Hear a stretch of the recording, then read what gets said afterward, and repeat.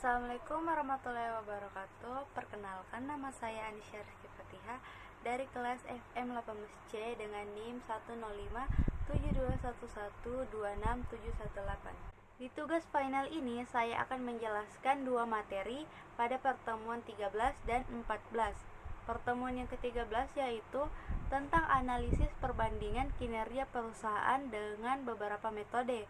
Yang pertama yaitu metode EVA atau Economic Value Added. EVA biasanya dipergunakan untuk mengukur kinerja keuangan perusahaan yang dapat dengan mudah diintegrasikan dalam aktivitas perusahaan sehari-hari. EVA masih belum banyak dipergunakan sebagai tolak ukur kinerja keuangan perusahaan di Indonesia, walaupun EVA sudah lama dipopulerkan. NOPAT merupakan salah satu unsur penting dalam perhitungan EVA. Net Operating Profit After Tax atau NOPAT adalah laba usaha setelah pajak sebelum beban bunga. Kelebihan dari metode EVA dalam menganalisis kinerja keuangan menurut Rudianto tahun 2013 diantaranya sebagai berikut. Yang pertama itu, EVA dapat menyelaraskan tujuan manajemen dan kepentingan pemegang saham.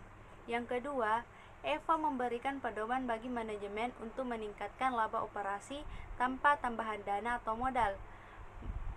Yang ketiga, EVA merupakan sistem manajemen keuangan yang dapat memecahkan semua masalah bisnis, mengukur kinerja perusahaan. EVA juga memiliki beberapa kekurangan yang belum dapat ditutupi. Nah, yang pertama yaitu sulitnya menentukan biaya modal yang benar-benar akurat, khususnya biaya modal sendiri. Yang kedua, analisis EVA ini hanya mengukur faktor kuantitatif saja, sedangkan untuk mengukur kinerja perusahaan secara optimum, perusahaan harus diukur berdasarkan faktor kuantitatif dan kualitatif.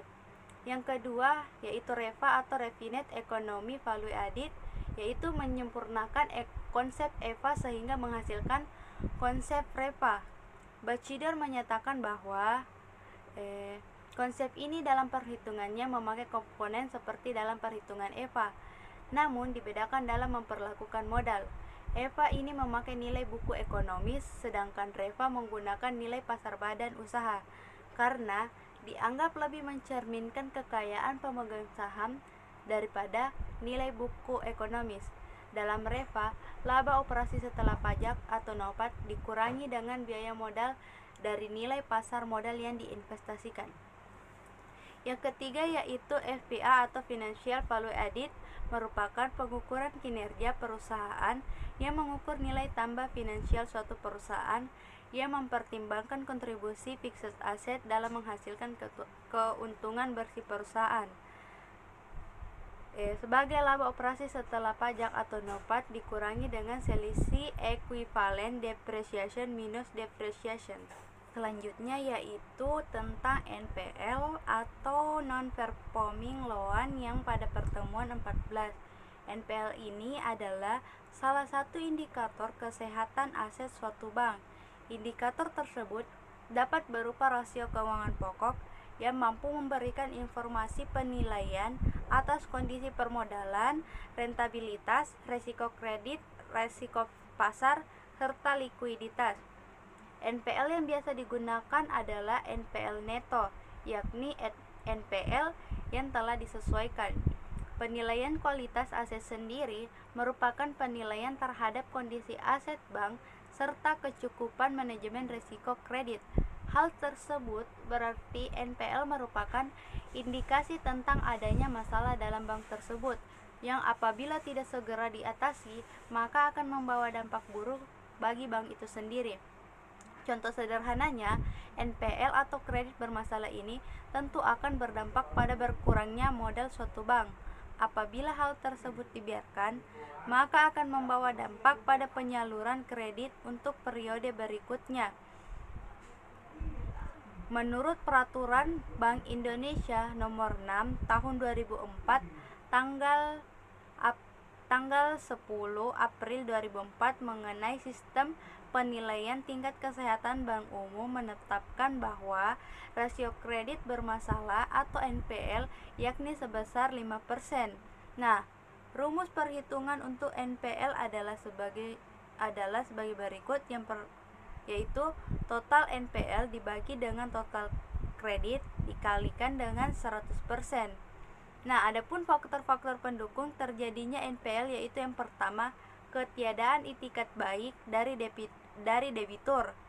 Nah, kemampuan debitur dari sisi finansial untuk melunasi baik pokok ataupun bunga pinjaman tidak akan memiliki arti tanpa kemauan dan itikat baik dari debitur tersebut.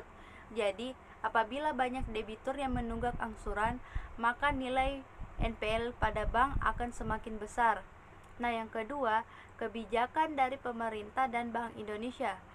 Kebijakan pemerintah ini dapat mempengaruhi tinggi rendahnya NPL perbankan.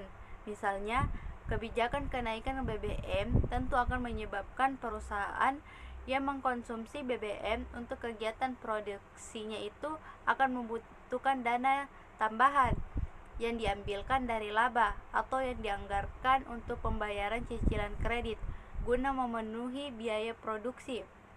Pada akhirnya, perusahaan tersebut akan mengalami kesulitan dalam membayar utang-utangnya pada bank. Yang ketiga yaitu kondisi perekonomian. Yang keempat yaitu penyelesaian masalah NPL, di mana ada dua cara untuk menyelesaikannya, seperti dengan cara sentralisasi atau desentralisasi. Cukup sekian dari apa penjelasan yang saya sampaikan. Kurang lebihnya mohon dimaafkan. Thank you for watching. Wassalamualaikum warahmatullahi wabarakatuh.